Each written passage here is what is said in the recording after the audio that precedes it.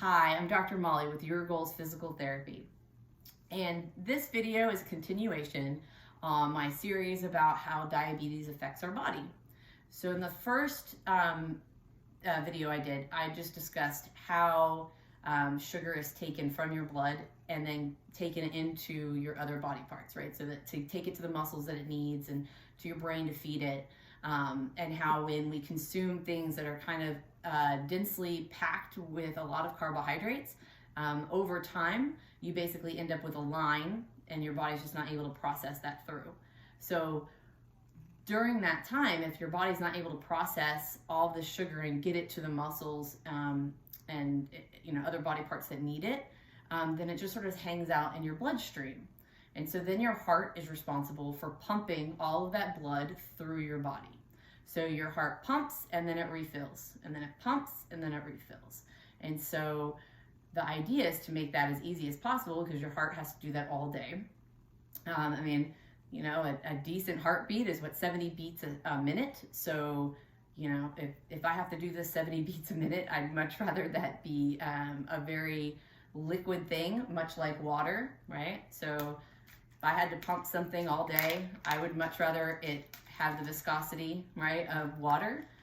But for many people, not literally, but, kind of figuratively, it's a little bit more like honey.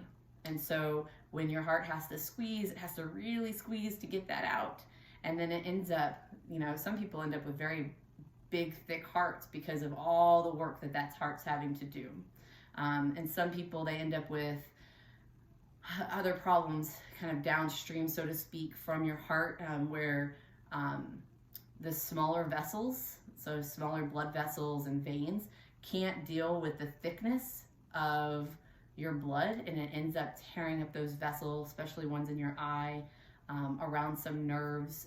Things get a little beat up because there's just so much more stuff in your blood, and it just sort of, barrels through and rips things up because your blood is supposed to be a little bit more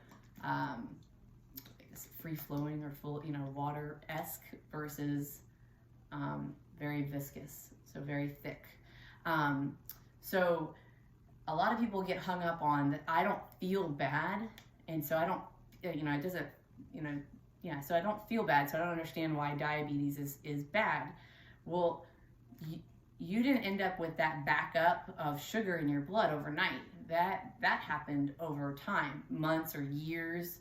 And so it's not like Monday you felt, great and you're 20 and in perfect health. And then now on Tuesday, you're, 40 and maybe feeling a little bit lethargic or tired, and, maybe going up and down the stairs makes you, short of breath a little bit more.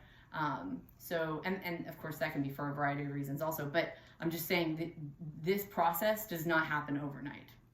Your body is amazing at processing things. And so no matter what we put into our body's always trying to get it out. It's just over time, the resources get used up or damaged from all that processing. And so then you end up with extra sugar for this topic, extra sugar in your blood. And then your heart's having to do a little bit more work, or a lot more work, depending on how much sugar is in your system.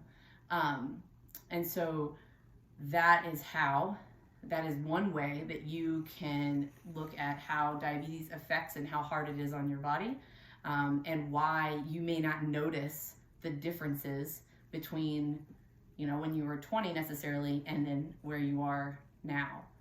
And I hope that information helps. Please ask questions if something in this video sparks a question. You can just leave it in the comments below, and I hope you're having a great day.